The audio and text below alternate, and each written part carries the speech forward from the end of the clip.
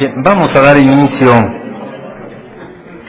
a esta mesa número 6 que trata sobre las elecciones en Asia, de India, Taiwán y Palestina.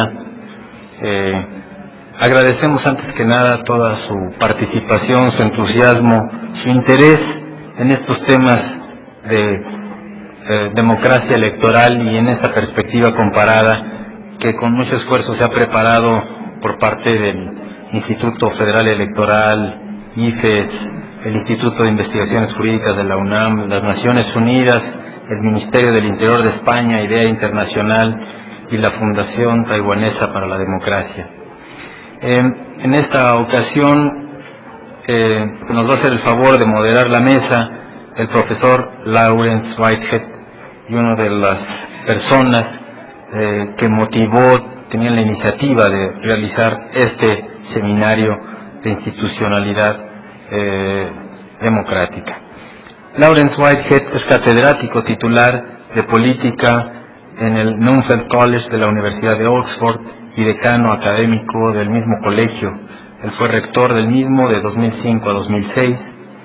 En el año 2002 se convirtió en el primer director del Centro de Estudios Mexicanos de la Universidad de Oxford. Es editor de una de las series de prensa de la Universidad de Oxford sobre estudios sobre democratización, de la cual se han desprendido varios libros y textos. Entre sus publicaciones más recientes destaca Latin America, New Interpretation, Democratization, Theory and Experience, 2002.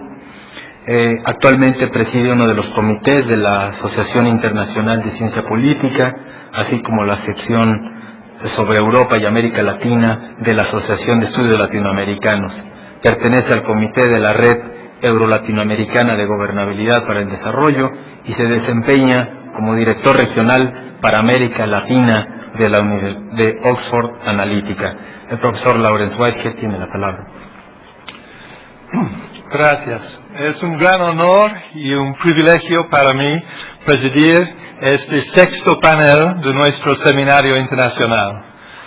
Después de considerar las experiencias tanto de los Estados Unidos y Puerto Rico, como de Europa Occidental, América Central y América del Sur, en esta sesión vamos a terminar nuestro giro alrededor del mundo democrático con algunos estudios del caso de Asia.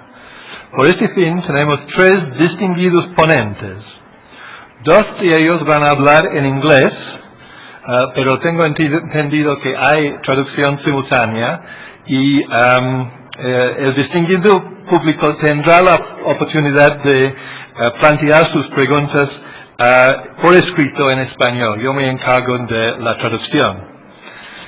Ahora, sin más, vamos a pasar a presentar los tres ponentes. Primero, el profesor Yogendra Yadav tiene su Master's in Political Science from Jawaharlal Nehru University in New Delhi, and he is the founding director of LOSNITI, the Institute for Comparative Democracy, and he is the decano of that university's Center for the Study of Developing Countries. He has many academic publications, including his book Electoral Politics, and he's currently involved in a new project to create an Asian barometer. Probably everybody knows the Latino barometer. Well, there is also a proposal to create the Asian barometer, and Professor Yadav is in charge of setting up the South Asian part of that. Our second speaker will be Professor Daichi Liao, who has a political science doctorate from the University of Michigan in the United States. Since 1993, she has headed the Taiwan part of an international project on democracy and local government. She is currently president of the Taiwan Political Science Association and director of the Political Science Institute at the National Sun Yat-sen University in Taipei. Y nuestro tercer ponente es el señor Ayman Ayub, especialista en asistencia electoral y judicial para the Institute for Democracy and Electoral Assistance, IDEA, que es uno de los patrocinadores de esta conferencia. Él ha trabajado como evaluador para la Unión Europea en relación con el proceso de democratización en Irak, y también ha trabajado en asociación con la PNUD en el campo de la reforma de las elecciones en Siria. Más generalmente ha trabajado mucho en los últimos 13 años ofreciendo asistencia electoral y apoyo a procesos de democratización tanto en el Oriente Medio como en África del Oeste, África del Norte, Europa del Este y Asia del Sudeste. Ahora, sin más, paso la palabra al profesor Yogendra Yadav para hablar del caso de la India. Thank you. I must thank the IFE and the various organizers of this conference for giving this platform to share some of the experiences across the globe. Also grateful to Professor Whitehead to give me this opportunity to come to the conference and also come to this wonderful and charming country.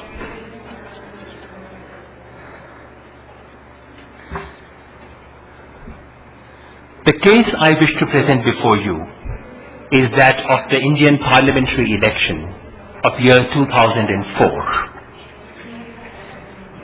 The question I ask is, what are the lessons that anyone can pick up for democratic institutionalization? The way I'm going to present it is in three parts. First, to give you some very elementary basics about the Indian system. Second, why do we call the 2004 election a close election? Third, once the close results came, how did the actors respond to it? And then to ask, what enabled India to handle such a close election? Thereafter, at the end, we draw some conclusions, some lessons, which I try and spell out. So just quickly to go over some of the basics. About the electoral system, first of all, we have, as you would know, we were a British colony, and in many ways we continue to be so. The electoral system is taken straight from Britain. It's the classic first past the post system, where the country is divided into 543 constituencies. These are electoral districts. Each district elects one person, and each constituency, just to give you an idea of the scale, there are about 1 million electors who elect one person, and 543 such persons constitute the Indian Parliament, the lower house, the representative house. There is a special system of reservations for the deprived communities, for the ex-untouchable and indigenous communities. I wouldn't get into that right now. The elections are spread over several weeks, 5 weeks last time it was. We've started using electronic voting machine just to give you a sense and flavor of what we do. We'll then go over to look at the Election Commission, the legal constitutional body which is in charge of that. We have an independent constitutional body, the Election Commission, which has been given charge by the Constitution. Currently multi-member, but it used to be one member earlier. It's appointed by the President, and there is nothing in principle which prevents it from being partisan. But the political convention has been such that it is independent. It is neutral. What the Constitution does is to give us very vast powers. Very few election commissions in the world have the kind of power which all emanate from one single article of the Constitution, which gives it all omnibus powers on anything to do with elections. Over the years, the powers have increased, and these powers include the Election Commission can actually order the government to say, elections are approaching, you cannot transfer police officials. Elections are coming, you must transfer this particular official from this district because he's playing dirty. Or they can say, yes, we know elections are due, but we shall not hold it for another 3 months because we don't think the time is suitable. So it's a very, very powerful commission in terms of its legal constitutional powers. And it can order political parties. It can fine them, punish them, and so on. Just finally to give you an idea, because I would present a lot of statistics, and you might wonder where the statistics is coming from. This is all drawn from a large national election study. This map is just to give you a sense. The map would give you a sense of what election study we are drawing these conclusions from. Last year, my institution conducted an election survey of 28,000 respondents drawn randomly from across the country. And most of the conclusions that I would present today are based on that probability sample. This is just to give you a sense of, just to lay the wares, as it were. Okay, now let's ask a substantive question. What made it a closely contested election? The very first answer is, of course, very, very obvious. The very fact that the two major contending alliances were very, very close to each other. If you look at those red figures, there were two big alliances that fought this election. The ruling alliance was called the NDA, the then ruling alliance. This would be considered a right-wing alliance, but one would in more descriptive terms, it was led by a party called the BJP, more Hindu in its orientation, a party that resents minority protection in the country and is known to be anti-minority. That party led the alliance, but then there was about a dozen regional parties in that alliance. The other alliance, which was not given this name at the time of election, it was led by the Congress. Congress is the Mexican equivalent of the Congress would be PRI, a party which has ruled the country ever since independence, but was currently not in power. That was the Congress party, which had realized rather late that it also needed allies. So the Congress had a few allies. That alliance was called the UPA after the election, not at the time of election. As you can see, the vote share was very, very close. But because we have first past the post system, the votes do not directly get translated into seats. In terms of seats, I'm sorry, there's a mistake here. It's the UPA. I'm sorry, there's a mistake. The numbers should have been the other way around. It's the UPA which got 222 seats. So the party which had 0.6% advantage, in terms of seats, it had a big 30-seat advantage. That's what often happens in a first past the post system. Okay. So naturally it's the UPA, the opposition formed the government, so there was a victory of the opposition. Second, the fact that it was closer than ever before. I'm missing two figures here, but trust me on that one. We've never seen an election where the two alliances are so close as they were in 2004. Earlier the difference used to be more than 5 percentage points. This time it was less than 1 percentage point. More important than that is the third reason. This election was much, much closer than anyone predicted it to be. Everyone predicted this election. Did we get that? All right, I just say that. There's some technical thing here. All the opinion polls and exit polls got this election wrong. We had a series of opinion polls in the country happening at that time. This started 5 months before the election. Every single opinion poll said that NDA, the then ruling party, alliance was going to win by a comfortable margin. Right till the exit poll, the last exit polls also said, and I've taken the average, I can tell you, the average of all the exit polls, and these are huge exit polls with samples running more than 100,000. The average of all the exit polls in the country put together gave 250 seats to the NDA, the alliance that finally got only 189, and an average of all the exit polls gave only 175 seats to the UPA, an alliance that actually got 222. So not only did they get the seats wrong, they also got the winner wrong, which is very unusual for exit polls too. So the election was close because the margin was less, because it was lesser than before, and because this is not what anyone expected it to be. Okay, let's quickly look at the response of the major actors now. The most striking thing about the response is that the response is routine. This is an extraordinary verdict which shook the country. I remember because I do that analysis on television when the results are coming. We started counting at 8 in the morning. By 12 o'clock, the world had changed. Everything had changed. And by 12 o'clock, the ruling party had conceded defeat. They had said, all right, yes, we know we've lost it. Now, but it was handled in a very, very routine manner. Counting was swift. It was a big, spectacular media event. If there's one thing you want to watch in an Indian election, it is the coverage of counting. Because they ensure that every single booth of the country begins counting at 8 in the morning. So between 8 and 10:30, I would have said a cricket match, but here in Mexico I should say it's a football match. The entire country is watching those 2 hours, and within 2 hours everything is over. So, spectacular event.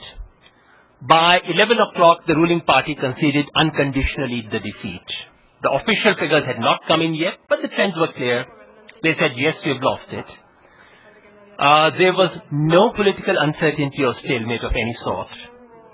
And there was no questioning of the electoral outcome by any major political party whatsoever. The only thing the then Prime Minister said, I had a premonition that it was coming. That's the only thing he said. But there was no question of anyone saying, I don't like it, I don't accept it. That's just not on in India's political culture now.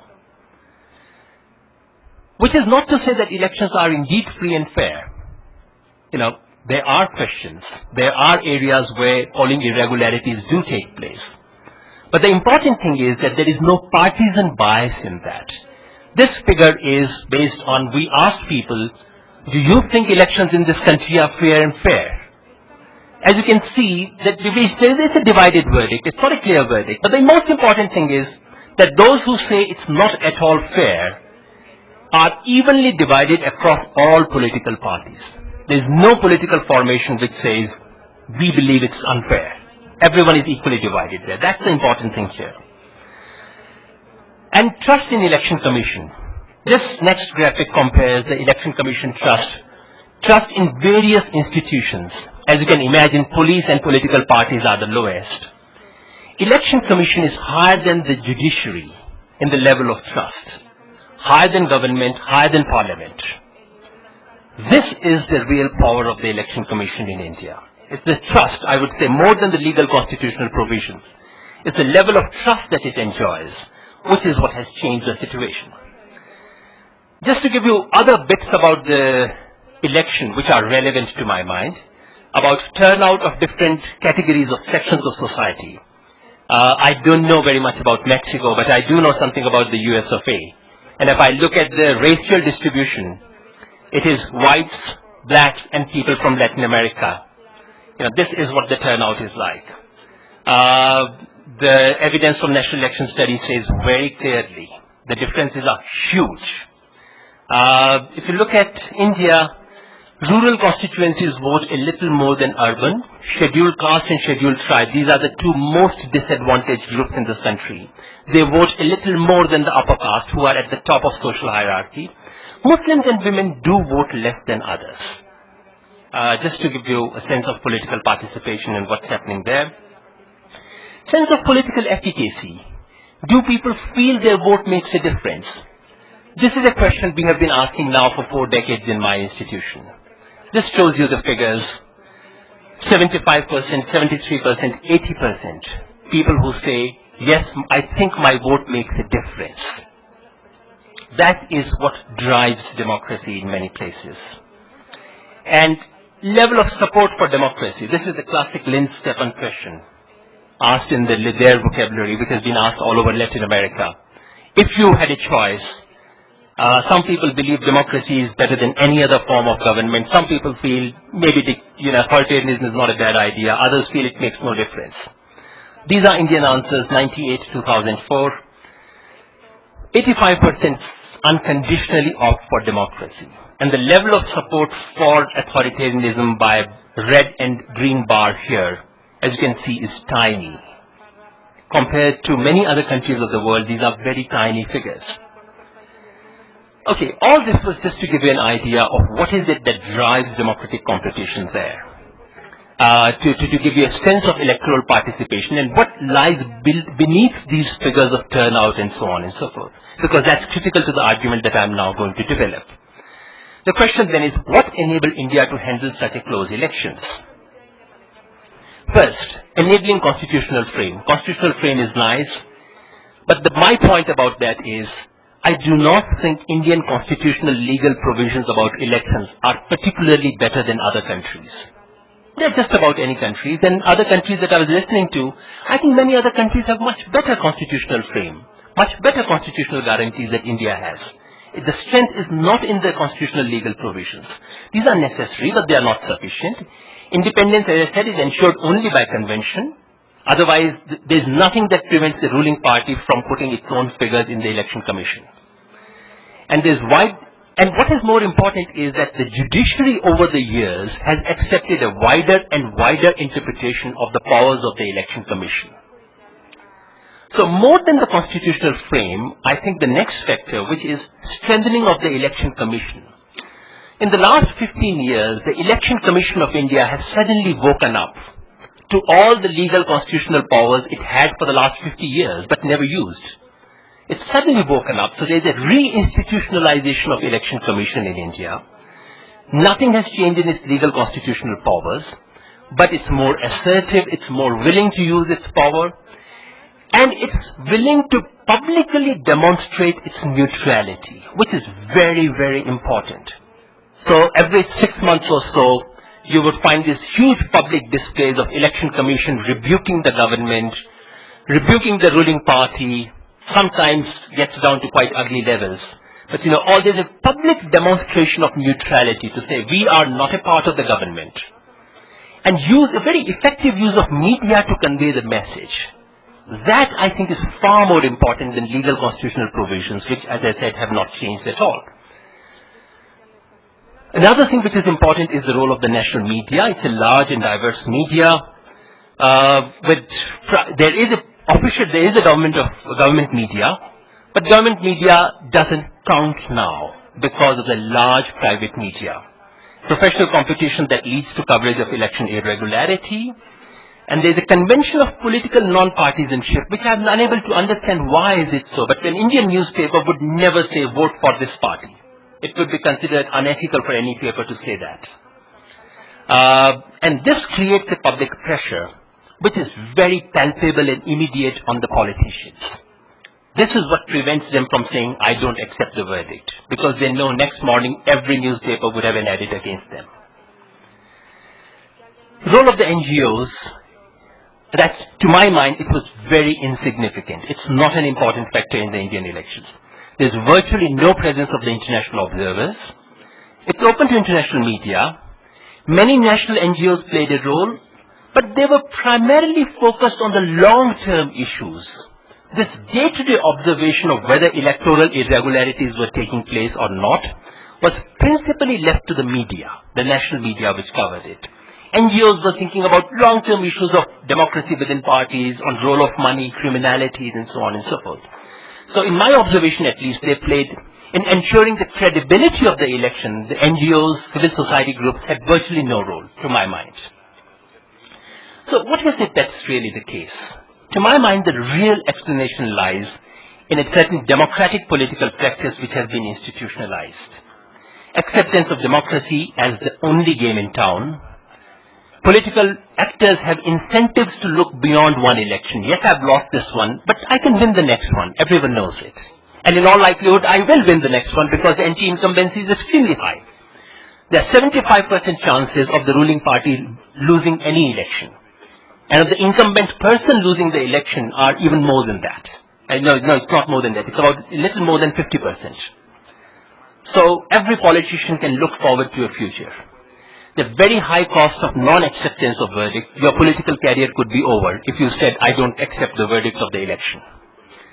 Democratic political culture, as we've discussed, there's a high support for democracy and belief in efficacy, which has created a virtuous cycle of democracy, which is what creates pressure on the media and everyone else. So what then are the lessons of the Indian case? Lesson one is fairly simple, which is closeness is as much a subjective as it is objective phenomenon. What is a close election? Yes, it depends on what the figures are, but it also depends on what people are used to, what they expect, and what the political consequences of that particular verdict are. Closeness is not just a mathematical figure. There is much more to closeness of election than we normally think it is. Second lesson to my mind is the challenge is to turn politically close elections into administratively routine election.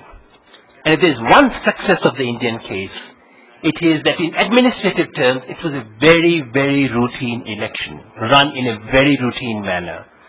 There was nothing unusual about this particular election. That's, in fact, what I heard from the Spanish case yesterday. It's exactly like that. It's a very routine election. I think the Indian case teaches us that institutional consolidation, in this case the consolidation of the Election Commission of India, does not necessarily require legal changes. You can improve an institution without changing the law. Synergy with media and public opinion is critical, and establishing independence in the eyes of the public, to my mind, that is the biggest weapon an election commission has. If you can establish that with the electorate, then you can get away with mistakes. Indian Election Commission makes mistakes sometimes, but the public support is just so high that they can overlook all these things as long as you are politically neutral. That's important.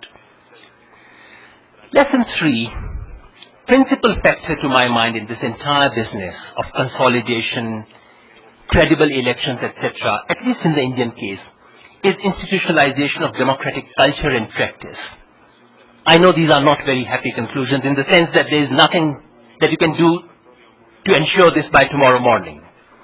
But that is what politics is so much all about. There are so many things that you can't do by tomorrow morning.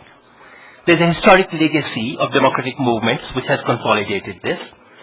Political movements and parties are very crucial. There is a serious danger when we sit in rooms like this for us to believe that electoral administrators, civil society groups, and people like you and me can transform democracies. I think it's a humbling thought to know that people out there, political parties, actors, those who are actually involved in politics, they might be the more important actors than people like you and me. And it may not be a bad news for democracy that they are actually the important actors. That's how it should be in democracies, isn't it? So there's a virtuous cycle of democracy which has positive effect on parties, media, and public opinion. To my mind, the fact that media behave somewhat responsibly, political parties behave responsibly, and even public opinion matters, is in the last instance something that can be traced back to democratic politics. So that, to my mind, is the single most important thing. Final point, some negative lessons. As you can expect, opinion and exit polls are not reliable instruments to verify election results. They're very useful. I should mention that I'm ashamed to say that I was part of one such exercise in this election which went wrong. I couldn't be saying opinion polls shouldn't happen. They are very useful.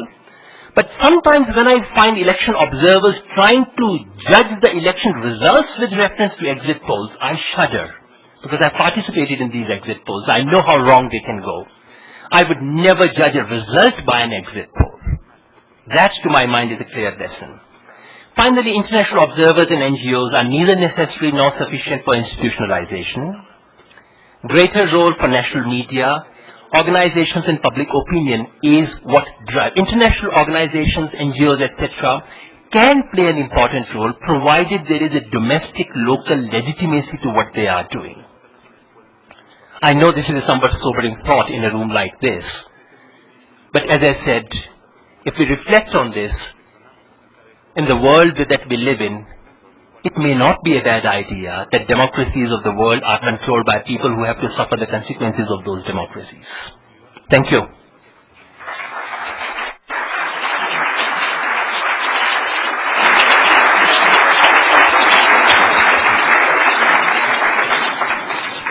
it may be a democratic idea.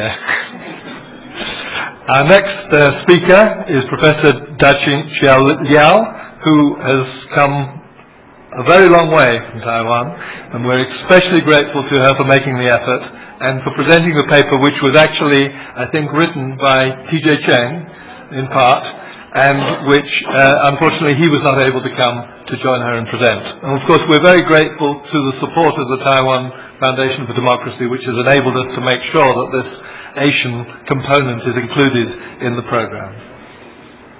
Thank you. Thank you, Mr. Chairman. Indeed, it's my great honor to be here, to be part of the conference. Before I formally present my paper, I would like to say something. First, is really, I'm very impressed by this conference. The organizer of IFE just did such a wonderful work. The most wonderful job I think IFE has done is invite so many people here. And I just don't know. I don't know the know-how. I just don't understand. Maybe I got to discuss with the organizer here. How so many people sit here, lawyers sitting here from yesterday, very beginning toward the end of the conference, and so enthusiastically participating in discussion. I just don't know why. I'd really like to hear some of your opinions later. That's my impression about this conference. And also, I would like to say this is a massive miracle. I will take it back to Taiwan, share this experience with my friends in Taiwan. And secondly, I feel very tremendous pressure to present the paper after my predecessor. He did such a wonderful job to present the Indian case. I immediately can figure out some comparative issues between Taiwan and India. But I have to say something in advance. These two countries are, to a certain extent, similar. What he mentioned about democratic culture and to establish some institutions for democracy, quite similar to what I'm going to mention in our paper. But I have to mention some difference between these two countries. First, about the size of these two countries. India is a huge country. And Taiwan, I say it's a tiny country, but objection from this gentleman yesterday. I say Taiwan's people just 23 million yesterday. I say it's a tiny country. He said no. For Spain, he's from Spain. It's only 43 million. So it's not so tiny. But comparing to India, Southern America, we are kind of tiny country. 23 million people. The electorate is 16 million. It's still quite big. And also, the democratic experience between India and Taiwan, we are a lot younger. I think India has practiced democracy for a long while. So they already established a lot of democratic norm of kind of people prefer democracy, 88%. Taiwan has implemented democracy, depends how you count. But it comes by the presidential election, is the case I'm going to present today, only about from 1996 to now, about just 10 years for presidential election. But we have practiced local direct elections for more than 50 years. So the different levels of democracy we have to be practicing in Taiwan. So there's some difference between these two countries. But the style I'm going to present quite similar to his for the next one, please. I divided my paper into five sections. First is a preface. It's like kind of general introduction about Taiwan's 2004 presidential election. The second one is kind of try to answer the question my predecessor also mentioned about why there's such a close contact election in the 2004 Taiwan's presidential election. Why make it so confrontational and so close? There's a second, 1 and 2 sections try to answer that. The third one certainly I think is a major portion of my presentation. How the consensus has been done. Actually, it's difficult to say there is a consensus. Just how the Taiwan handled this kind of close for election in the 2004. The fourth one, we gave an evaluation about Taiwan's performance during the 2004 election. The 5th section, I try to theorize what we have found in Taiwan, and also next step, we really try to have a talk with other countries in the world. They have some similar experience, especially for a newly born democracy. So our title, you can tell our thought, the testing the immune system of a newly born democracy. We are kind of baby democracy, not so old yet. So we have to take our immune system. What composed of the immune system? Later I will tell you. Okay, that's the main spot section for our paper. So the next one, please. There's some general characteristics of Taiwan's election for the 2004 presidential election. The first one, you can see the vote difference between the winner and the loser of the election was only 0.2. Similar to this morning, I think Puerto Rico is 0.2. But the votes, you know, is how many votes for this kind of 0.2 difference. In total, for the 2004 election, there were 13 million votes, about 13 million votes, among 23 million people. And the voting turnout rate is about 80%. It's quite high. It's really very, very high. And the difference, only 0.2. And also the vote is only 29,000. It's very close to each other for such a big amount of votes. And also, there's another perspective. The loser, a so-called pan-blue group. In Taiwan, I suggest you, if you go to Taiwan, don't mention about blue, green too much. It's too sensitive.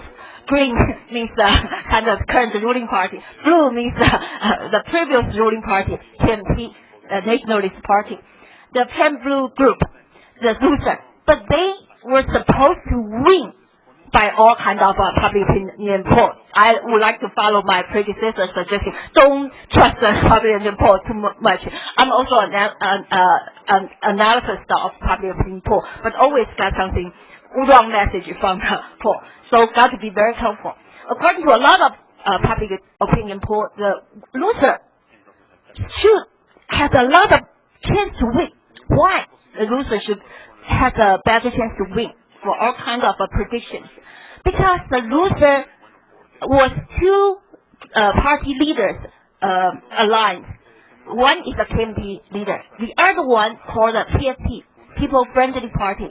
The chairman of the PFP was also the presidential candidate for the year of 2000. So, but this chairman we call Song, he was also the party member, KMT party member, and also served as the party general secretary, very high status next to the party chairman. But he didn't get a nomination for the year of 2000, so he ran as an independent in the year of 2000. And he got a vote, 36% in the year of 2000. And the KMT party candidate at that time, year 2000, only got 21. That's a long-term authoritarian party in Taiwan, ruled Taiwan for 50 years. But in the year 2000, he just got 21% of the votes. But these two, the KMT leaders in the year 2000 got 36, and KMT leaders got 21. Altogether should be 57. The winner, the incumbent, the President Chen Shui-bian, at the year 2000, just got 39% of votes. Because these two split, so the incumbent, the current president, got a chance to win. So when the Lian-song, the two losers in the year 2000, aligned together, run together, so a lot of people predict, and especially when they just reunion, immediately the poll predicted they can get more than 50% of the votes. But Chen Shui-bian decided didn't see any optimistic future. But just like yesterday, Professor White has said, the electoral dynamics also generate a lot of uncertainty. When the campaign process going on, a lot of things happen. The winner is not really become the winner. The loser is not really the loser. So I know there's a lot of party members here. If you are not very good, perform not very good in the current public opinion poll, don't be too pessimistic. You still have a lot of chance. So that's for the first part. The loser was supposed to win. The winner didn't look very good in the very beginning stage of the campaign. The second part is that its election has left a legacy of heightened partisanship and distrust. Why? Because in the year of 2000, there were 5 groups of candidates to run for the presidency. And at that time, the DPP's runner is the incumbent President Chen Shui-bian, tried to stand in the middle way. He learned from the British Prime Minister Blair case. It's called the third way. Try to stand in the middle for the 2000 election. But the 2004 election, just two groups of candidates, Pen Green and Pen Blue, these 2 groups. So the incumbent, the President Chen Shui-bian's campaign strategy is adopt a kind of fundamentalist approach. What is a fundamental approach in Taiwan? It's kind of pro-independence. In Taiwan, the party ideological spectrum is along so-called ideological line. One is pro-unification, one is pro-independence. And the President Chen Shui-bian decided to adopt a kind of extreme way to pro-independence. So he threw out the issue like the making new constitution, push forward referendum, and we really had in the referendum in the year of 2004 presidential election. Combined with the presidential election, that also become another big issue. A lot of problem happened for this kind of combining votes. And that's the second part. The partisanship becomes so clear. You have to take sides for this kind of 2 group of election. And the distrust. I can give you an example how distrusted Taiwan society has become during the electoral period. The event happened just a day before the election day. The day of the voting day is March 30th. So March is a very special period in Taiwan. March 30th. The day of March 19th, there was a gunshot event. Both the president and the vice president, at that time, they were incumbents. They won. They still the current president and vice president were wounded. And nobody knows the real situation. But a lot of rumors immediately after the gunshot happened in the afternoon. Like this time, still a lady sleeping. A lot of people sleeping. But that gunshot event just make everybody watch TV, see what's going on there. So, a very weird atmosphere. So at that time, the southern Taiwan, I came from the south. Sorry, the chairman introduced us from Taipei. I'm south. My university from Kaohsiung. It's located in Kaohsiung. The south local media, they said, oh, this kind of gunshot must be designed by the KMT and cooperate with the Communist Party in China. They said that. In Taipei, people immediately said, okay, this must be set up by the ruling party, the DPP, and they start so-called national security protocol, keep a certain amount of military people at their base. They weren't allowed to go to vote. Also become a big issue. So distrust each other. Information cannot freely flow. People just leave what they believe. No way to communicate peacefully, rationally. Okay. That's the second part. The third part is the Central Election Committee. Oh, in the past, the Central Election Committee always did such a wonderful job. But this time, because of the referendum vote, they have to arrange the kind of moving line, arrange the booths, and how to count each vote for the presidential vote and the referendum votes. Just so many issues there, problems there. So the Central Election Committee this time was ridiculed, blamed by especially the Pen Blue group. So lost the kind of neutral status in the past that they have enjoyed a long time. The fourth one is volatile and inflammatory street confrontation were staged. Certainly you know the event 319, the gunshot event, and also 320 after the vote. The Pen Blue group cannot accept the result. So they were on the street, rarely for a long while, about 3 weeks. So that also becomes kind of very chaotic situation in Taiwan. Then coup plot was even heard.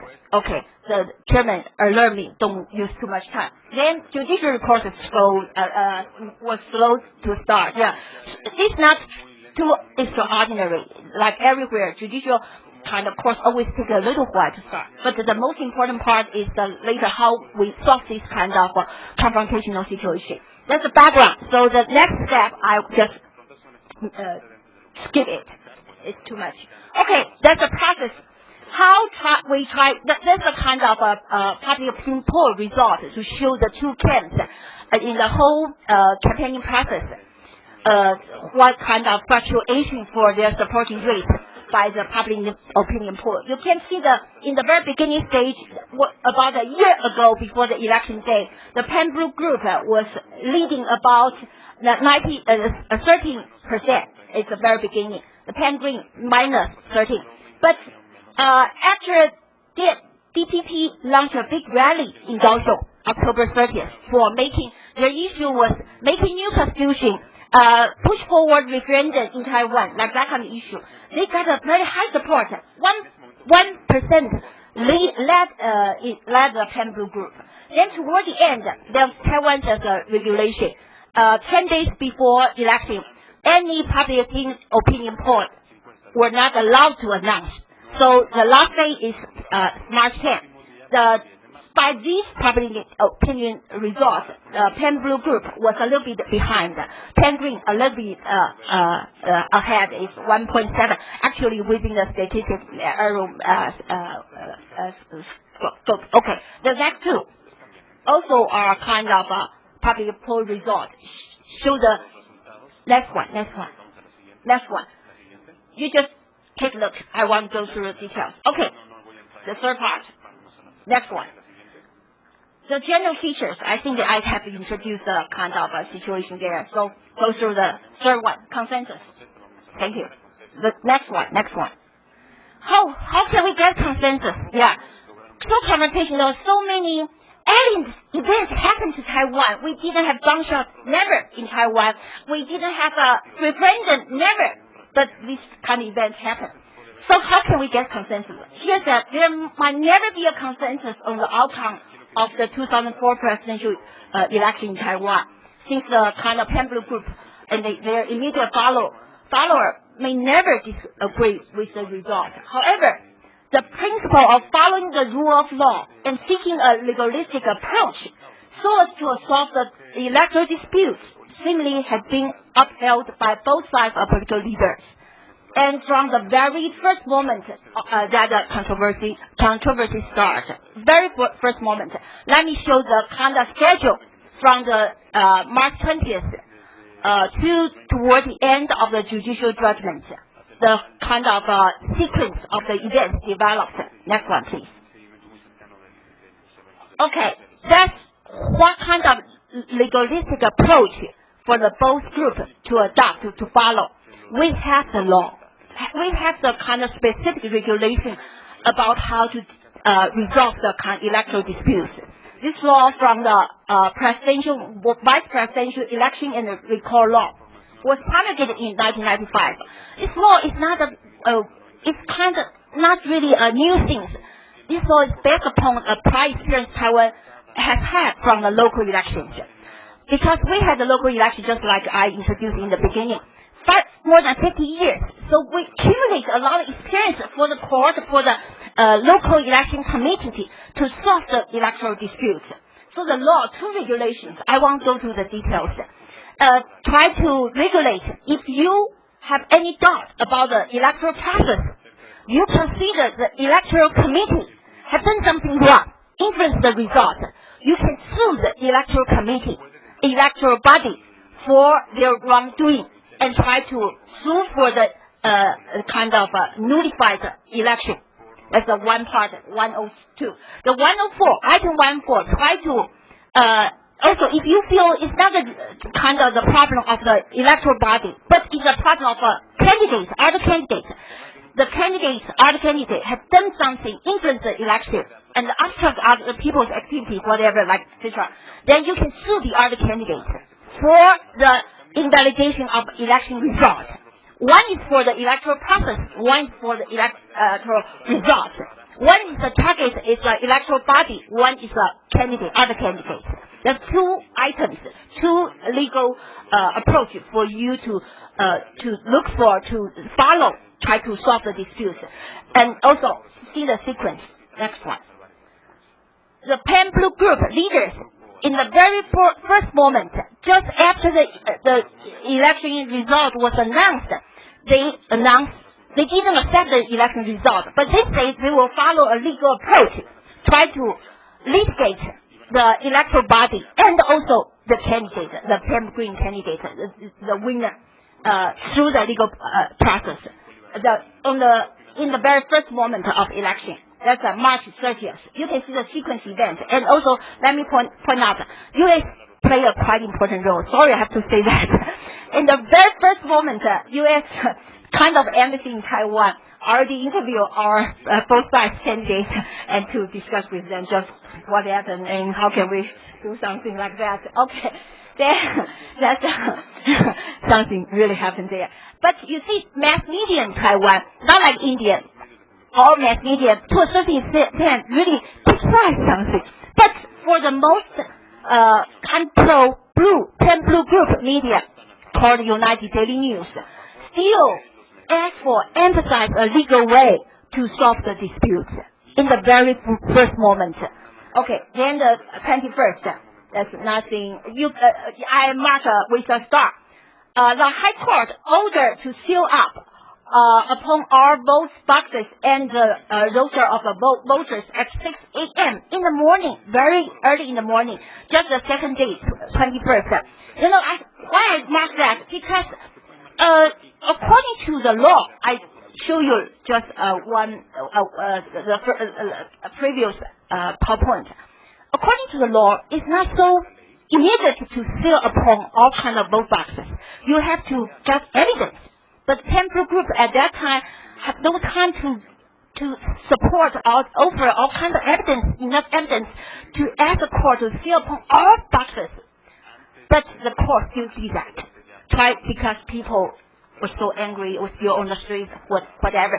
So court did something kind of not that follow the legal approach, kind of flexible. That's why I make a mark there. Okay, the next one, please. Then the military also important. Why? Because there's a soft couldn't conquer.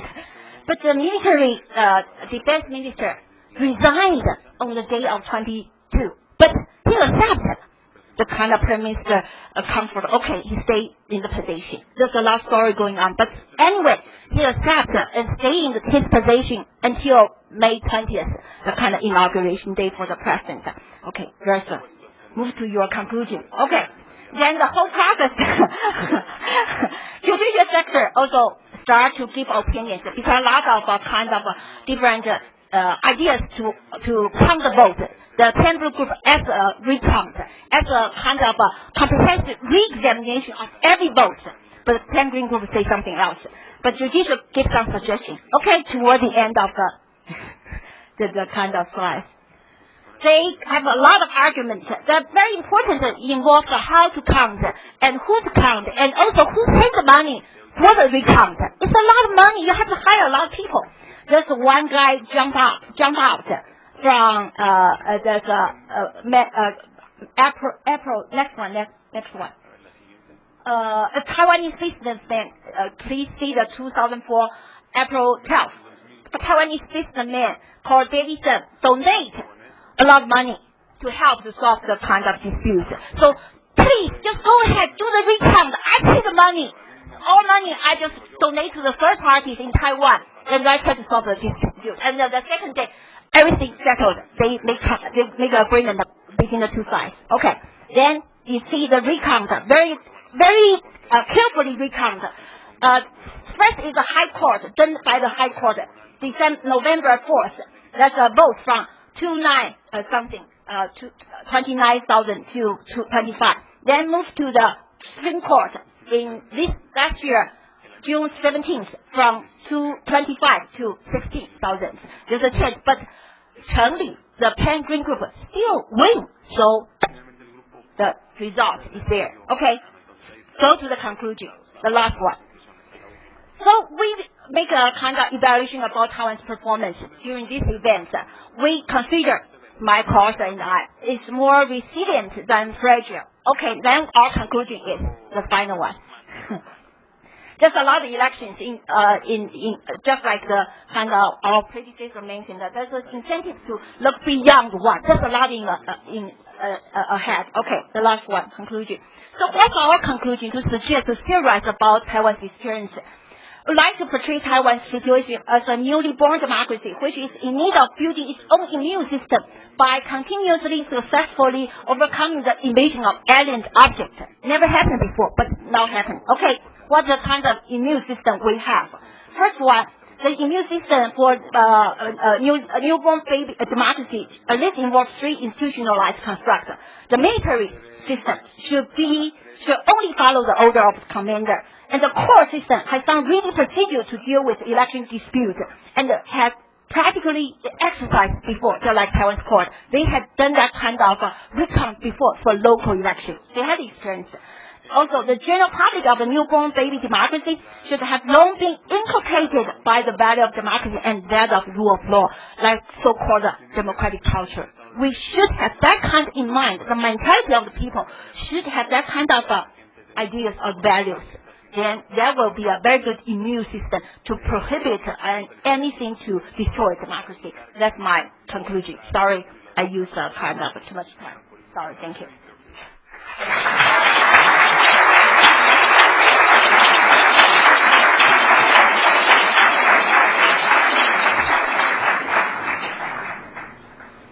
The audience will have understood what a really interesting and difficult case that was to describe, and therefore it was very appropriate to take the time to explain it. It's not very well known in Latin America. Estamos muy agradecidos por el esfuerzo. Y ahora la última ponencia sobre el caso también muy controvertido de las elecciones en Palestina. El ponente es Ayman Ayub.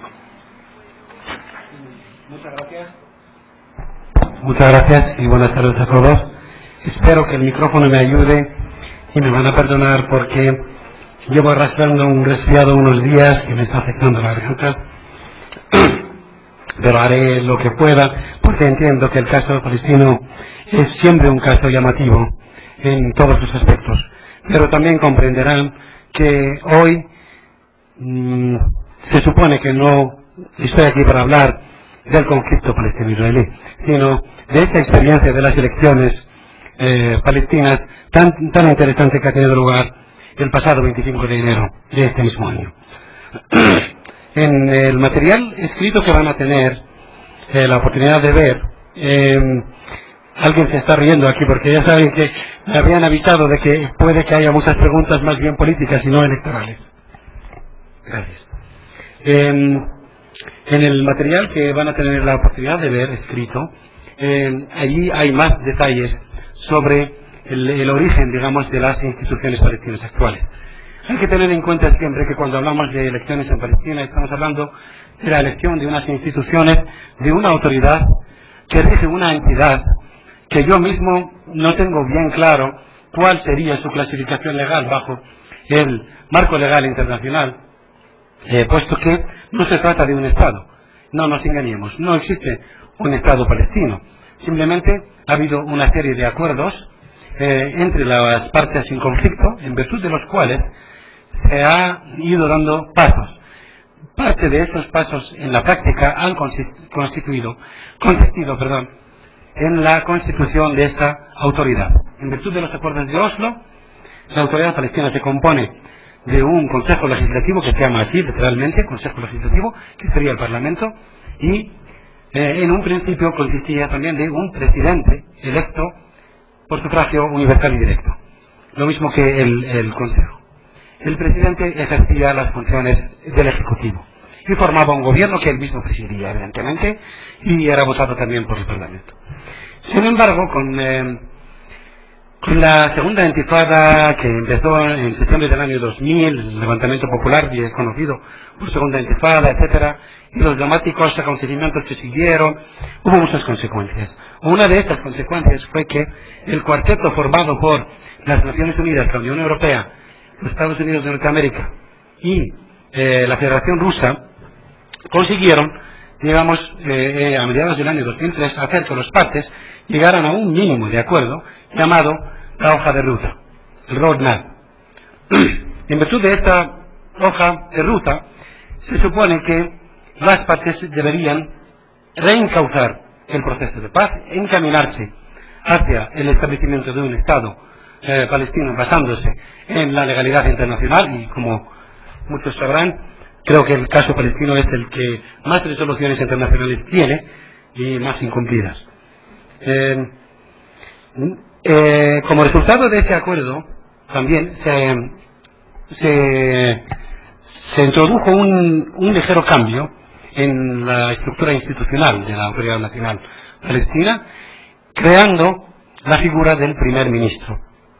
Con lo cual, las instituciones, y hubo posteriormente las correspondientes reformas de la ley básica equivalente a la Constitución y también de la ley electoral.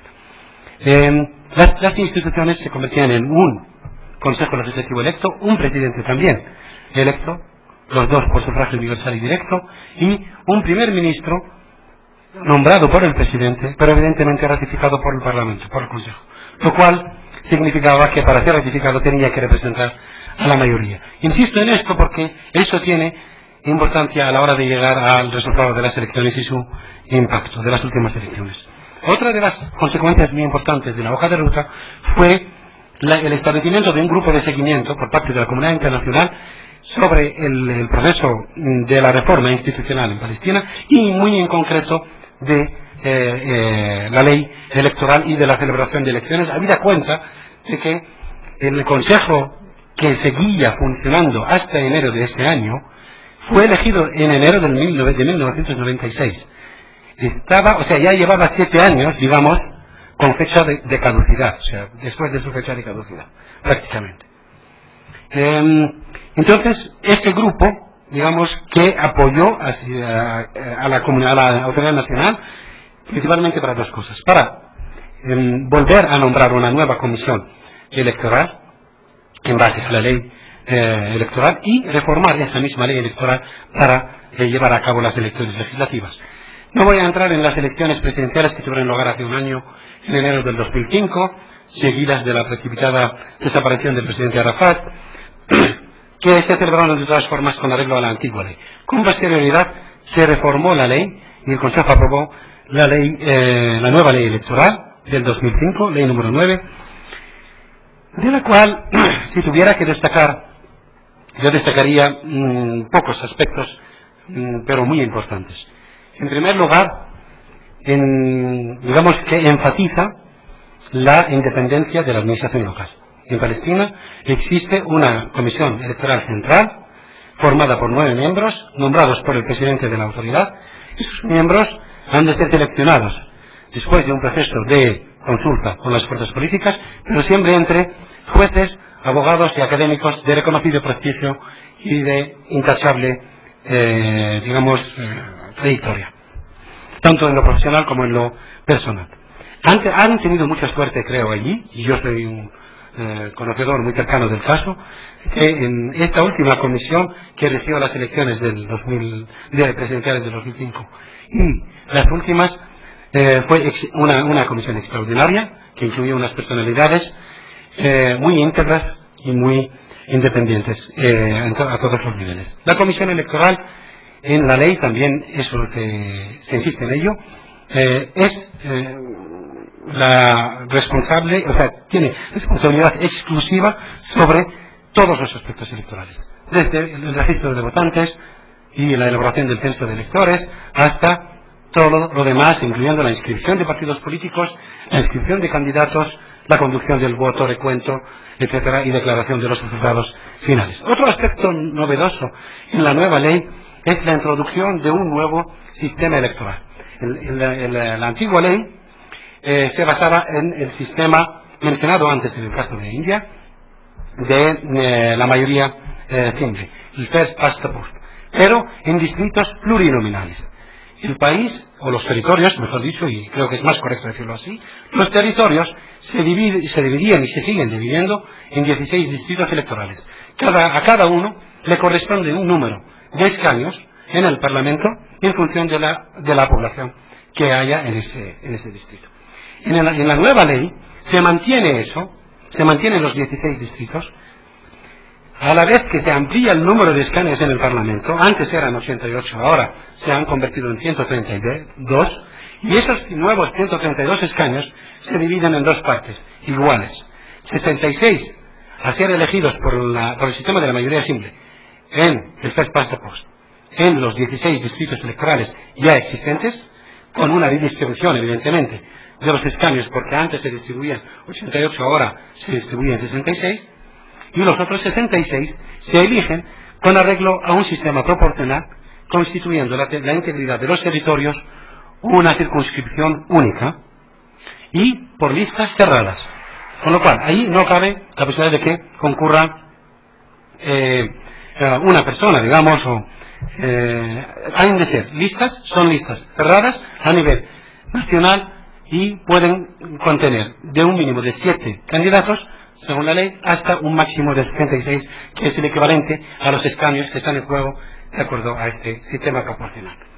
Se elige en la ley también para el reparto de los escaños, una vez obtenidos los resultados de esa parte de los resultados digamos de las listas de la parte proporcional, se elige la fórmula de Santlagi, que los que trabajan en elecciones seguramente conocerán, pero que yo creo que fue también una elección buena, porque favoreció, como hemos podido comprobar sobre el terreno, a algunos de los partidos minoritarios. No voy a hablar más de la nueva ley, solamente mencionar también que, antes de hablar de las elecciones propiamente dichas, que el espectro político en los territorios palestinos se ha constituido y se sigue constituyendo por principalmente dos grupos: las facciones integrantes de lo que todos conocemos por la OLP, Organización para la Liberación de Palestina, y Hamas.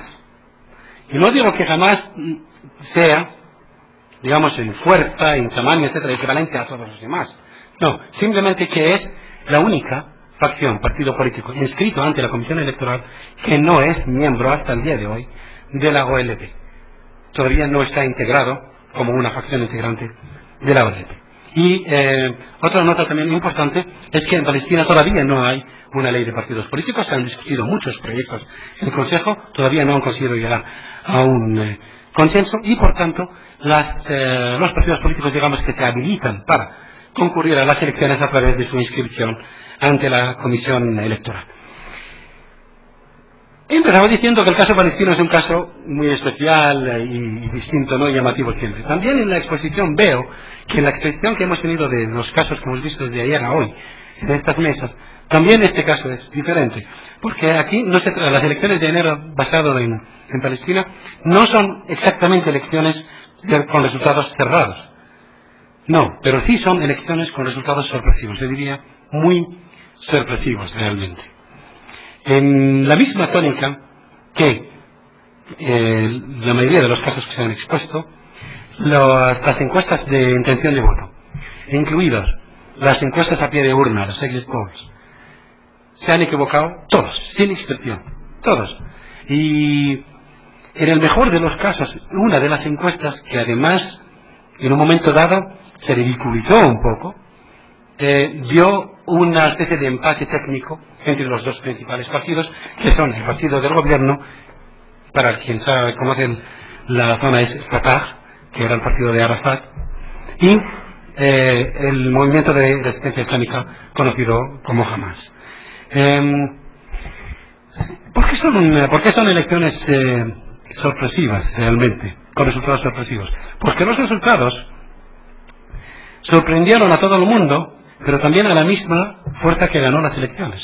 Jamás, en realidad, entró la contienda electoral con un programa de oposición. No entró con un programa de gobierno. No querían gobernar. Yo creo que más bien conociendo un poco la complejidad del caso allí, del proceso, etcétera, era un primer paso para integrarse en la vida política. Pero de ahí a tener que verse abocada a gobernar va un trecho. Pero también son sorpresivos porque estamos hablando de una región del mundo que sin excepción, y aunque el caso libanés es un caso muy especial, pero sin excepción no ha habido una alternación pacífica en el gobierno de un partido a otro a través de las urnas.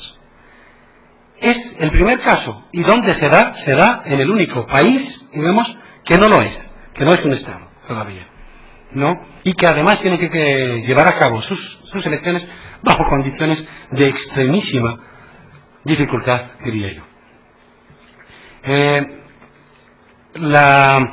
El grado de participación en estas elecciones fue un grado altísimo, comparado, o sea, teniendo en cuenta que el voto no es obligatorio según la ley electoral en Palestina, se superó el 77% de participación, teniendo en cuenta que la Comisión Electoral consiguió inscribir en las listas electorales a más del 80% de aquellos que se supone que tienen derecho al voto. Participaron, como he dicho, todos los partidos políticos inscritos, que son 13 en total, 12 integrados en la OLP y Hamas. Esos partidos, bien directamente o a través de coaliciones, presentaron 11 listas para las elecciones que incluían, no voy a mencionar esto porque es otro tema. Presentaron 11 listas para la parte proporcional de las elecciones, o sea, para, digamos, pelearse por 66 escaños, y presentaron otros 414 candidatos en los distritos. En los distritos también hubo algunos candidatos independientes. Yo diría que nominalmente independientes, porque siempre pertenecían a una facción u otra. Otro de los aspectos que se me olvidó antes mencionar, novedosos de la nueva ley, es la introducción, y por eso vuelvo a hablar de las listas también, es la introducción de una cuota femenina obligatoria. Hecho muy importante en un país árabe, realmente. Según la ley, para la elección de las listas, que es la mitad del Parlamento, cada lista ha de incluir un mínimo de una mujer entre los nombres de los primeros 3 en su lista, un mínimo de otra mujer entre los siguientes 4 candidatos en su lista, y luego un mínimo de una mujer entre cada 5 candidatos que siguen en la lista. Como resultado de la aplicación de esta cuota, las 11 listas incluyeron 71 mujeres candidatos. Mientras que, como esta cuota no existía en los distritos, evidentemente, porque cada uno ahí se presenta a título individual, aunque sea candidato de un partido, hubo solamente de 414 candidatos, hubo solo 15 mujeres candidatas, que por cierto ninguna ganó. Sí. Mientras que, ya que estamos en esto, mientras que de las 71 mujeres que formaban parte de las listas, y recuerden que las listas son listas cerradas, al final salieron elegidas pues 17 mujeres, que son miembro electo del Parlamento palestino, que representan casi un 13% de los miembros. Eso es muy destacable, como digo, en esta parte del mundo. No creo que haga falta hablar de resultados concretos, simplemente así a grosso modo decirles que, digamos que el reparto final en porcentajes fue como sigue, entre lo que se ganó en la primera mitad como en lo que se ganó en la segunda mitad, evidentemente. Hamas, que fue la fuerza vencedora, ganó casi un 56% de los escaños, que son 74 escaños de 72. Fatah, el partido de gobierno, consiguió 45 escaños, que es como casi un 34%, y luego hubo otras 4 listas, que cada una consiguió 3 escaños y cada una de las otras 3 consiguió 2 escaños. Por último, los conocidos como candidatos, y lo digo entre comillas, independientes, ganaron 4 escaños en los diferentes distritos. Eso hace total de 132. Por último, si me permiten unos minutos, ¿no? Sobre el impacto de esos resultados.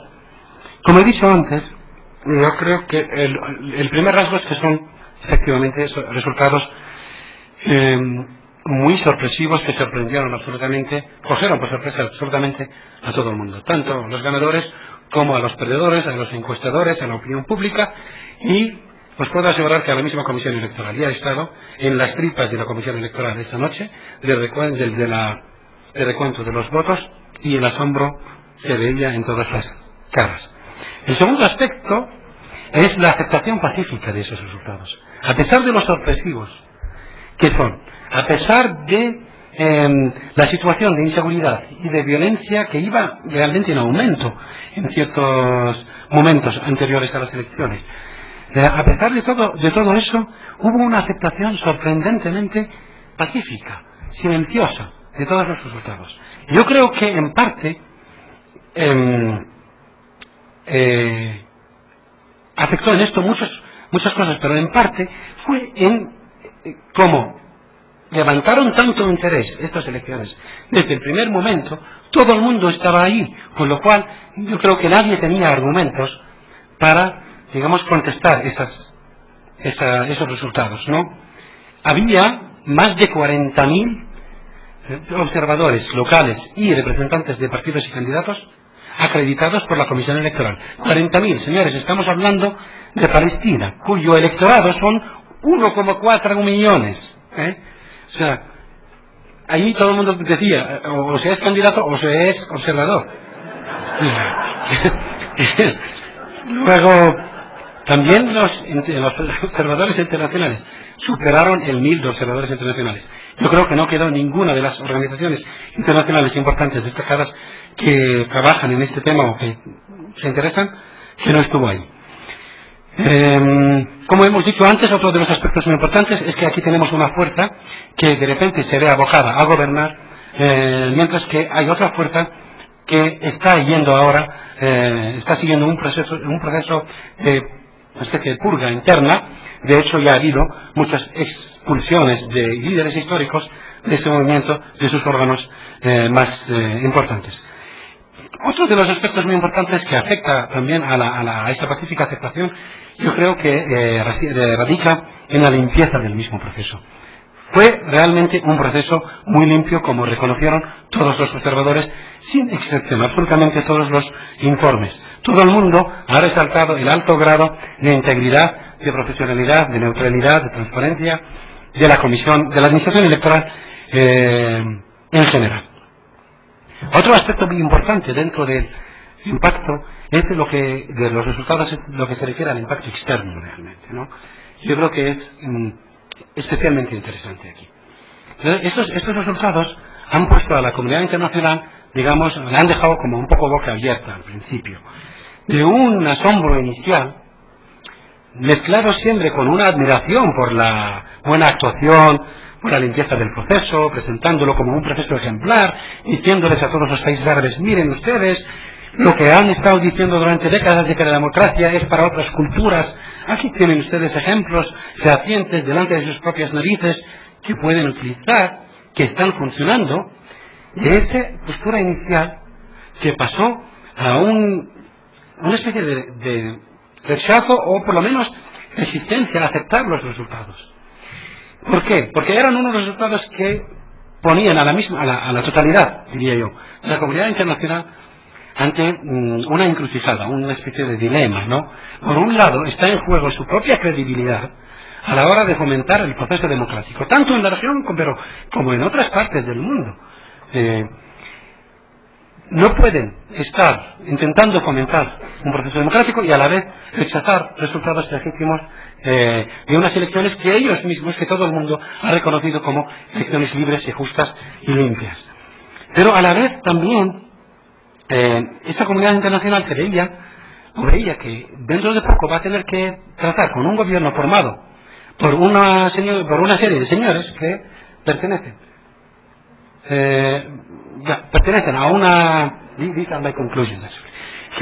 a una organización que se sigue considerando terrorista por muchas de las fuerzas internacionales más influyentes. Pero yo personalmente pienso que eso en sí no debería, digamos, ser el mayor obstáculo para un mejor desarrollo en el futuro. Otro aspecto que yo querría también resaltar aquí, que entra dentro de esa parte, ¿no?, del impacto de esos resultados, se refiere a que jamás mismo esa fuerza ganadora se ve, digamos ahora, y lo están ya haciendo, obligada a formar un gobierno para asumir el gobierno de una autoridad que en sí, su formación se fundamenta en unos acuerdos con otro Estado que esa misma fuerza ni reconoce los acuerdos ni reconoce al Estado oficialmente, por lo menos sobre el papel. Y eso también es un dilema, creo que, y un tema muy interesante a ser estudiado por los científicos de la política. Por último, simplemente querría decir que a pesar de que esas elecciones presentan resultados más complicados, o que con más complicaciones y más que soluciones, digamos, creo que a condición de que la fuerza ganadora siga cada vez mostrando mayor sentido de responsabilidad hacia su propio pueblo y sus verdaderas necesidades, creo que esa legitimidad que ha podido conseguir reconocida a través de un proceso tan limpio, a través de las urnas, puede precisamente estar en el origen de una solución más permanente y más sólida del conflicto del que los pueblos de esta región llevan tanto tiempo sufriendo. Y un último apunte, que creo que la actuación de la administración electoral está en el origen del éxito y de la limpieza de ese proceso, y creo que por ende esa administración, que ha recibido mucho apoyo de la comunidad internacional a lo largo de su historia de existencia muy corta, pero en una ayuda muy intensiva, debería seguir siendo apoyada, porque creo que marca un ejemplo a seguir, no solamente en Palestina, pero en toda la región del Mediterráneo Oriente Medio. Muchas gracias.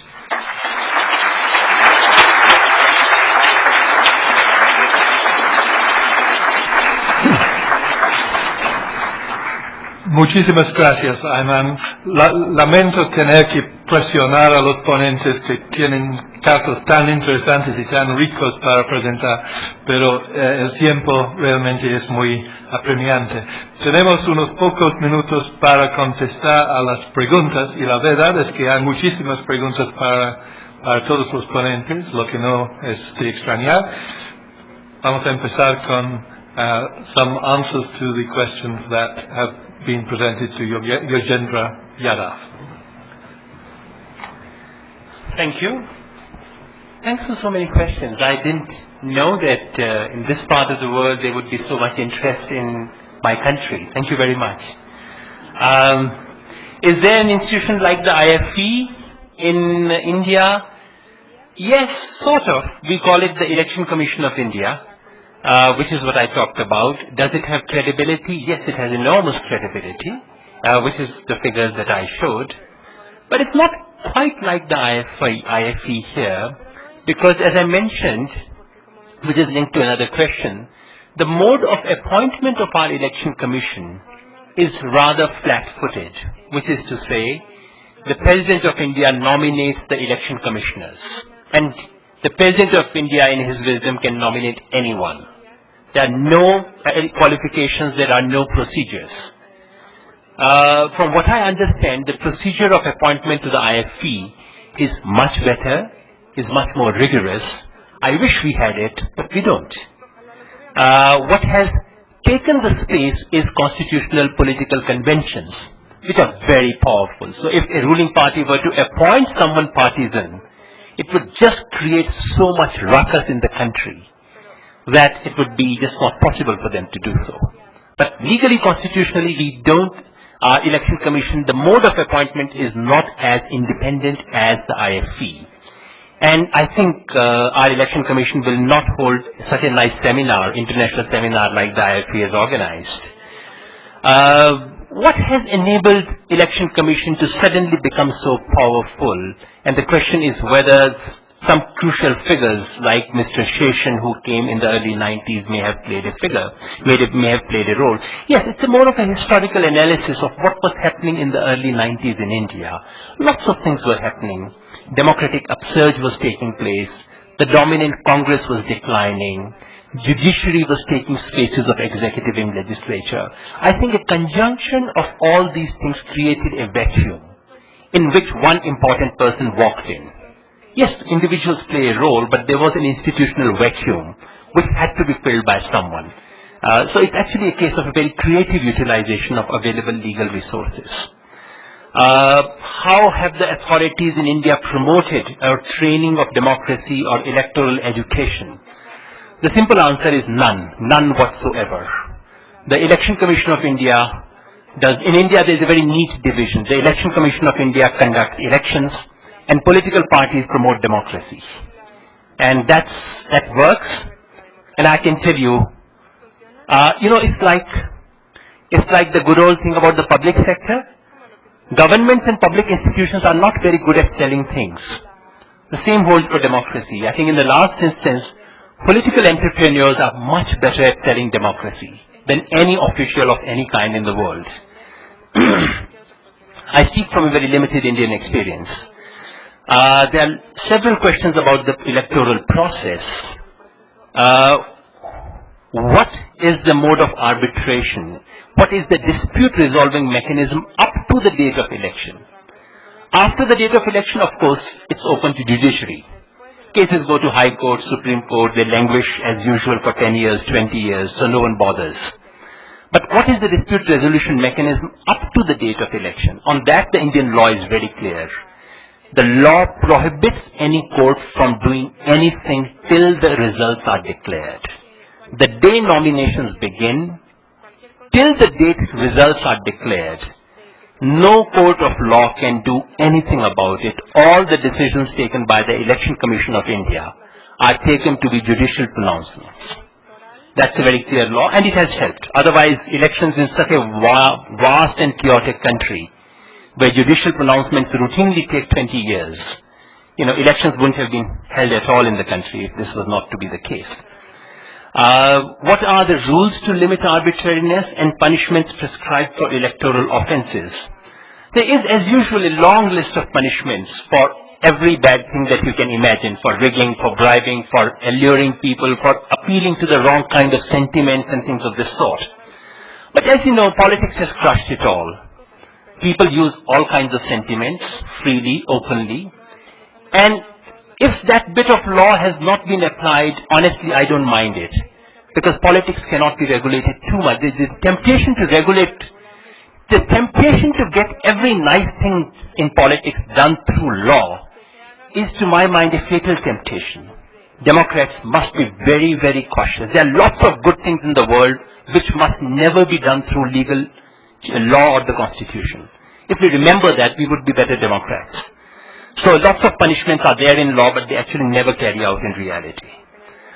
Under what conditions can votes of a polling station be nullified? In India, it's very clear. On the opinion of the Election Commission of India. The opinion could be based on documents.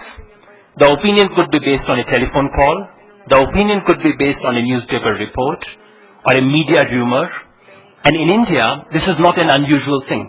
In every election, hundreds of polling booths are nullified by Election Commission to say elections will be held, and they actually keep 2 extra days during the election just for this purpose. So they nullify the booth, and the very next day elections are held there before counting. So it's a routine practice, and because it's used so widely, that it acts as a deterrent for someone who would do that. Just a rumor is enough for Election Commission to say, we cancel the following 30 booths, the elections will be held tomorrow once again. That routinely happens in India. Then there are a couple of, there's a very important question about if the press, the parties or the social movements do not behave as they should democratically, what sanctions do they face and from which source? That really is the burden of whatever I was saying. That in the last instance, if Indian election of 2004 was handled, it is not because something spectacular took place in 2004. it is precisely because of something non-spectacular, something very, very routine was taking place. It is establishing of this culture and democratic routines which is so crucial. What sanctions work? Political parties, of course, face sanction from the Election Commission directly. Election Commission can deregister them. And one notice from Election Commission of India and political parties shudder because, it's a very powerful body. What sanctions against the press? Well, public opinion. There is no other sanction against the press. If you run a newspaper which is seen to be a very partisan newspaper in terms of political partisanship, the circulation of the paper will go down. You will not make money. But yes, if you want to still float a newspaper and lose a few $1 million, you can go ahead and do that. You won't sell too many copies. That's the only sanction in the last instance. I may have given, all these are macro pictures, which may paint a more rosy picture than in reality is the case, because lots of little tiny murky deals take place in all localities, which no election commission can control. A selling of media space takes place in a very localized way. All that I'm trying to say is lots of dirty practices do take place, but they are not aligned in a national partisan way, which is to say the overall verdict of the election is not influenced or changed by these little dirty games that do take place rather routinely. Finally, 2 questions about the politics of it. How many parties participate? Formally, about 500. In reality, about 30 to 40 parties have a place in the parliament. More than 25 parties are represented routinely in the parliament because we have become a more multi-party system than we were ever before. And even if you go by a more political scientisty term of effective number of political parties, which is still 5 or 6, which is very high by global standards. So it's a very, very multi-party system now being consolidated in 2 large coalitions. Will the opposition party win the next time? Don't know. But the chances in the last 10 years are that every ruling party has about 75% chances of losing the next election. So you can say where they stand. Will Sonia Gandhi's resignation this morning make a difference? This is obviously from an avid India watcher. The leader of the ruling party has resigned this morning from a parliamentary seat. I think it's a very short-term tactical move to put the opposition on the wrong foot. It has no long-term consequences. Thanks for taking so much interest. And once again, thank you for giving me the opportunity to visit this lovely country. Thank you.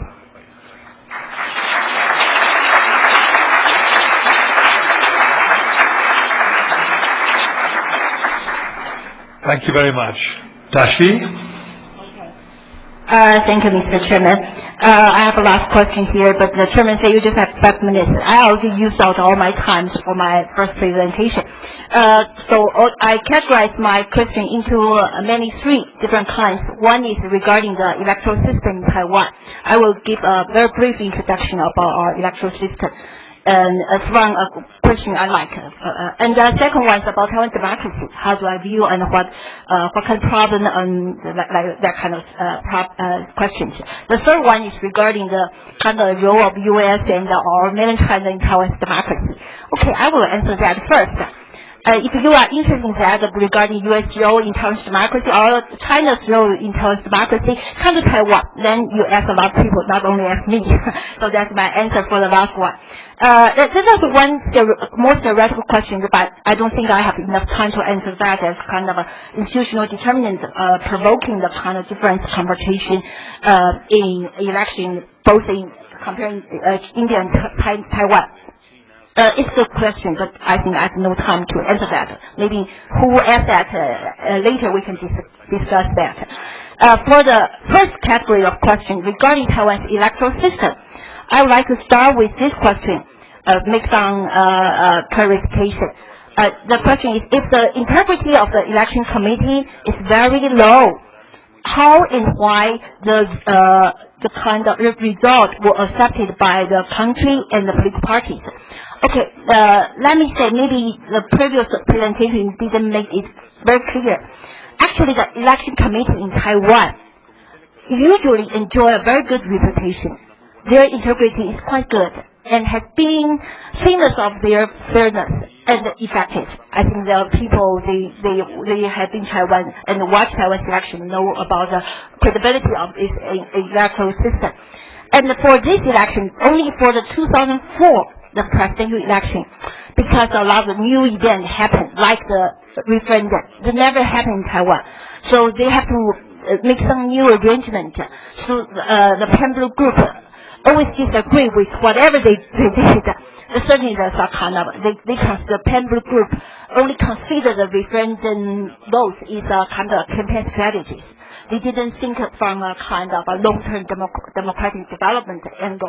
So they have a lot of kind of a quarrel complaint about the CEC, Central Election Committee. But after this election, 2004 election, immediately the both groups, Taiwan, face another one. It's a legislative election. Immediately happened by the end of 2004, December. And the Pembroke group won this time.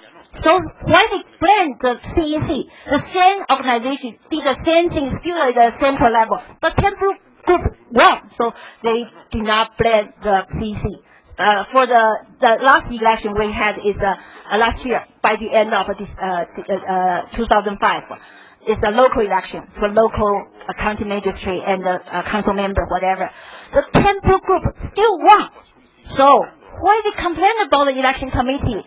For the same group, for the different election, just for the 2004, the presidential election, Pembroke group didn't win, so they blame. But afterward, and before that, the election committee has done handled a lot of elections. Okay, so far, okay.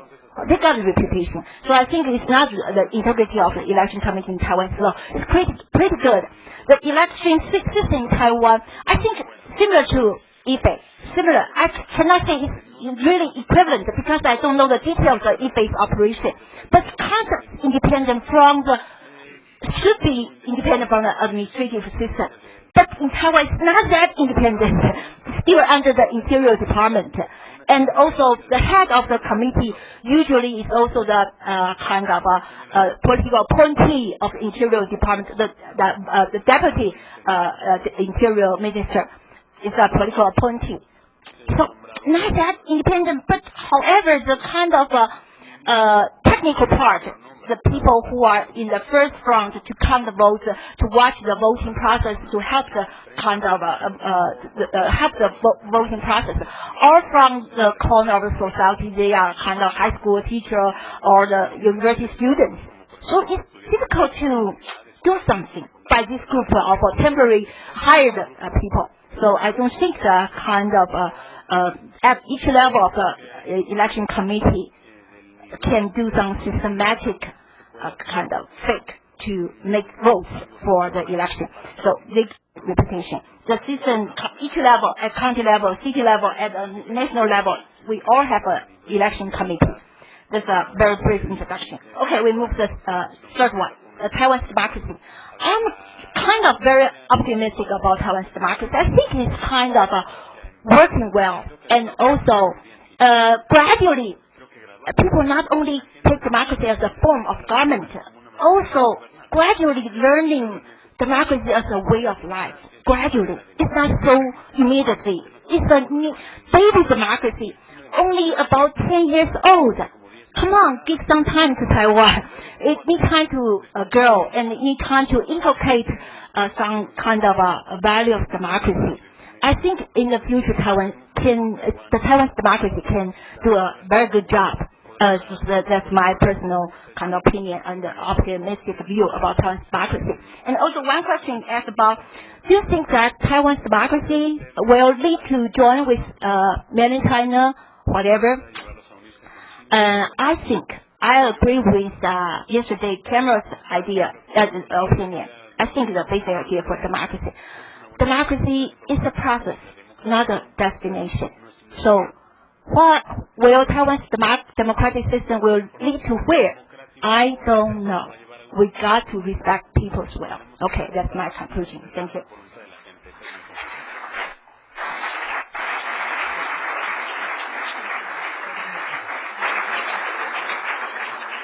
Many thanks.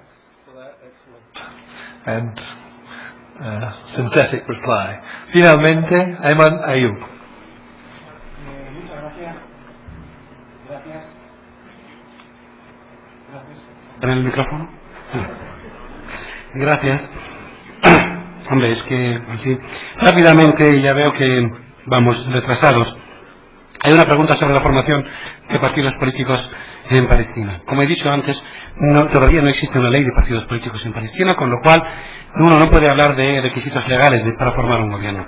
El consenso al que se ha llegado allí es, como también he apuntado antes, que cada facción que sea miembro de la OLP, la Organización para la Liberación de Palestina, sea considerada como partido político legalmente constituido y por tanto habilitado para inscribirse ante la CNT, y a la vez aquellos otros, que solamente es el caso de Hamas en este caso, que se inscriban como tales partidos políticos ante la Comisión Electoral, también se consideran como legalmente constituidos. Para ello simplemente se exige que tengan un representante, que tengan unos estatutos, pero prácticamente nada más, ni se exigen firmas, ni depósitos, ni nada. Y por eso tampoco se está contemplada la posibilidad de disolución de partidos políticos. En cuanto a quién resuelve las controversias, no me ha dado tiempo a mencionarlo en la exposición. Evidentemente existe, según la ley electoral, un tribunal electoral especializado que normalmente se forma para cada elección, para cada proceso electoral, y normalmente es nombrado también por decreto presidencial entre jueces también que han de cumplir una serie de requisitos que establece la ley, y ese organismo es el encargado de resolver cualquier reclamación o apelación contra las decisiones de la Comisión Electoral Central, incluidos los resultados electorales, y cuyas resoluciones son finales e inapelables. Otra pregunta sobre las razones fundamentales detrás de esa alta participación, habida cuenta de que el voto no es obligatorio. Y quien pregunta sugiere que puede ser una válvula de escape, habida cuenta de las difíciles condiciones que vive el pueblo en los territorios. Pues efectivamente, ¿por qué no? También es una válvula. Yo diría que sería más sorprendente que hubiera una participación baja, teniendo en cuenta la necesidad que tiene esta gente de mejorar sus condiciones de llevar ese proceso adelante, y supongo que un proceso electoral siempre presenta la oportunidad, por lo menos de tener la esperanza de que aquellos que vengan pueden dar un empuje al proceso que mejore un poco las condiciones de vida de la gente. Pero la participación alta realmente es sorprendente desde otro punto de vista, y es que sobre el terreno hay muchas dificultades. Estamos hablando de un territorio, señores, que no está bajo el control total de su propia autoridad administrativa. Es un territorio donde hay controles militares, donde gente de un pueblo no puede pasar al otro, donde la comisión tiene que establecer una mesa electoral casi para cada sitio donde haya un mínimo de 150 personas, porque simplemente no pueden viajar los 2 kilómetros que les pueden separar de la escuela que esté en el pueblo de al lado. Hay una pregunta interesante sobre cómo podría la comisión, lidiar con un gobierno formado por Hamas, que no se defiende ni como partido ni como organización terrorista. Yo no entro aquí, no creo que este es el foro para entrar en la calificación de Hamas como organización terrorista o no. Pero Hamas efectivamente es un partido político. Según el sistema legal en Palestina, es un partido político. Ha sido inscrito ante la Comisión Electoral. Ellos se presentan como partido político a las elecciones, que tengan sus, otras ramificaciones. Esa es otra cosa, pero que por cierto todos los partidos políticos en Palestina también lo tienen. Por último, ha habido dos preguntas sobre la posibilidad de permitir a los independientes que se presentaran, ¿no? Que hubiese candidatos independientes, y si eso existe en Palestina o no, y en general cuál es la opinión, porque una de las preguntas va dirigida a todos, y gracias por pasármela a mí. De todas formas, que no sé el que tiene mejor voz hoy. Efectivamente, en Palestina sí, los independientes pueden concurrir pueden pelearse por una mitad de los escaños. Aquella que se elige en los 16 distritos por el sistema mayoritario, solamente. En la otra mitad, también teóricamente pueden los independientes, pero tienen que formar una lista. O sea, si hay 7 amigos, porque el mínimo son 7 que tienen que estar en una lista, que quieren concurrir, con inscribirse ante la Comisión Electoral, porque los requisitos son mínimos, como una organización política, es decir, nos presentamos como lista, pues pueden concurrir a las elecciones.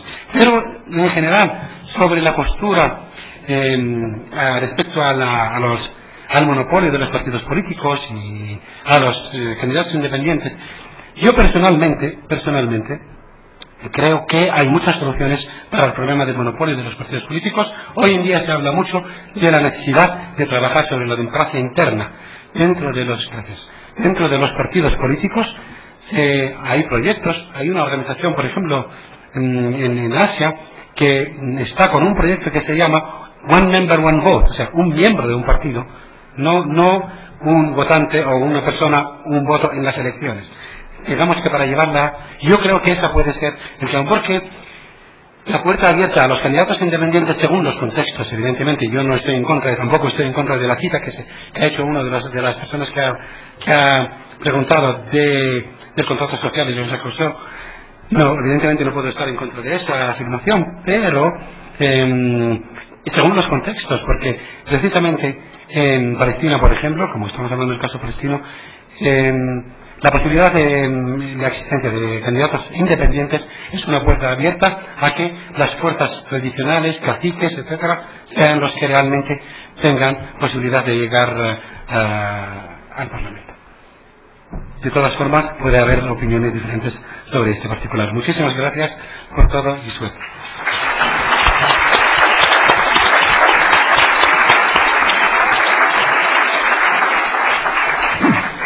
Bueno, muchísimas gracias a todos los ponentes. Creo que esta mesa ha confirmado con creces la tesis de que una visión comparada de la democratización se enriquece mucho con la incorporación de un abanico lo más amplio posible de estudios de caso nacional. Ahora pasamos directamente a la mesa redonda de conclusiones y pido disculpas por el hecho de que estamos 15 minutos en retraso, pero creo que era justificado, digamos, por la riqueza de los estudios presentados. Gracias.